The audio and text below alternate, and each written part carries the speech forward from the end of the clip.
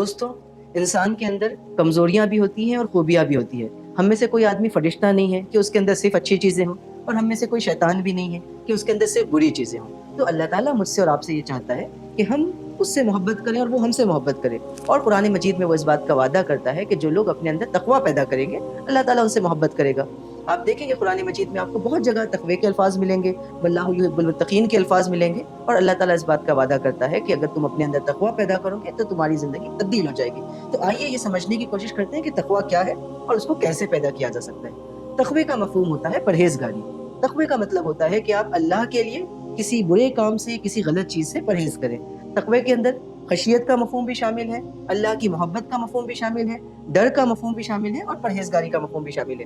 ان چاروں چیزوں کو ملا کر اگر آپ تقوی کو سمجھنا چاہیں تو اس کا مطلب یہ ہوگا کہ آپ اللہ سے اتنی شدید محبت کریں کہ آپ کو اس بات کا خوف ہو کہ کہیں میں اللہ کی محبت سے محروم نہیں ہو جاؤں، کہیں میرا رب مجھ سے ناراض نہ ہو جائے، اور اللہ کی اس ناراضگی سے بچنے کے لیے آپ ان تمام چیزوں سے پرہیز کریں جن چیزوں سے اللہ تعالیٰ ناخوش ہوتا ہے، جن چیزوں کو اللہ تعالیٰ ناپسند کرتا ہے۔ تو ہماری اپنی ذات میں بھی اور ہمارے اطراف کی دنیا میں بھی ایسی سینکڑوں چیزیں ہوتی ہیں جو اللہ تعالیٰ کو ناپسند ہے۔ ہمارے اطراف بہت سے فتنے ہوتے ہیں، بہت سی آزمائشیں ہوتی ہیں، ان کا تعلق ہمارے اپنے نفس سے ہوتا ہے، ہمارے دوستوں سے ہوتا ہے، ہمارے رشتہ داروں سے ہوتا ہے، ہمارے ماحول سے ہوتا ہے۔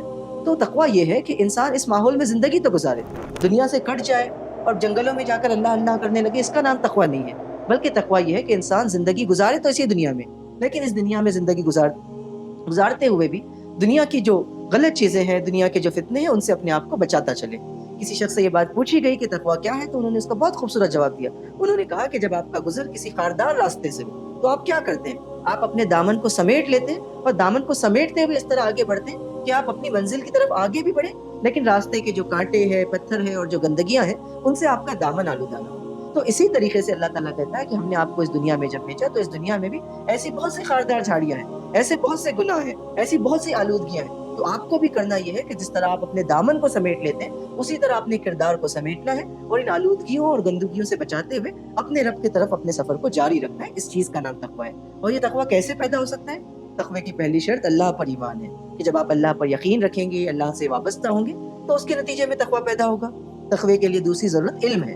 اگر آپ کو یہ معلوم ہوگا کہ کیا چیز غلط ہے، کیا چیز صحیح ہے، کیا حرام ہے، کیا حلال ہے، کیا حق ہے، کیا باطل ہے، تبھی تو آپ گناہوں سے بچ سکیں گے اور اچھائیوں پر عمل کر سکیں گے۔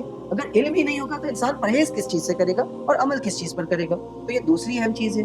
تیسری یہ کہ ہر طرف ہم کو اللہ کی برہان، اللہ کی دلیل، اللہ کی نشانی نظر آنے لگ جائے۔ اور یہ کب ہوتا ہے؟ یہ اس وقت ہوتا ہے جب انسان عبادتوں پر توجہ مرکوز کرتا ہے، نمازوں میں وقت گزارتا ہے، قرآن مجید سے تعلق مضبوط کرتا ہے، ذکر و اذکار میں وقت گزارتا ہے۔ تو ان چیزوں کے نتیجے میں اللہ کی یاد انسان کے دل میں رچ بس جاتی ہے، اور جس دل میں اللہ کی یاد رچ بس جائے وہ دل پھر گناہوں سے آلودہ ہونے سے رک جاتا ہے۔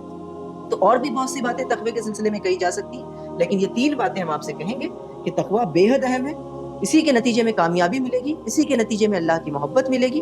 اس کو ہمیشہ ذہن میں رکھیے، اور اس تقوی کے سلسلے میں یہ بات بھی ذہن میں رکھیے کہ اگر یہ تقویٰ پیدا کرنا ہے تو اللہ پر مضبوط ایمان ہو، اللہ پر مضبوط یقین ہو، اللہ تعالیٰ کی عبادات پر، خصوصاً نمازوں پر، قرآن مجید سے تعلق پر بہت توجہ ہو، اور ہم مستقل اپنے دل کو اللہ تعالیٰ کے ذکر سے آباد رکھیں۔ اللہ تعالیٰ سے دعا ہے کہ ہم تمام کے اندر تقویٰ پیدا فرمائیں، اور اس کے نتیجے میں ہم ان بندوں میں شامل ہو جائیں جن سے اللہ تعالیٰ شدید محبت کرتا ہے۔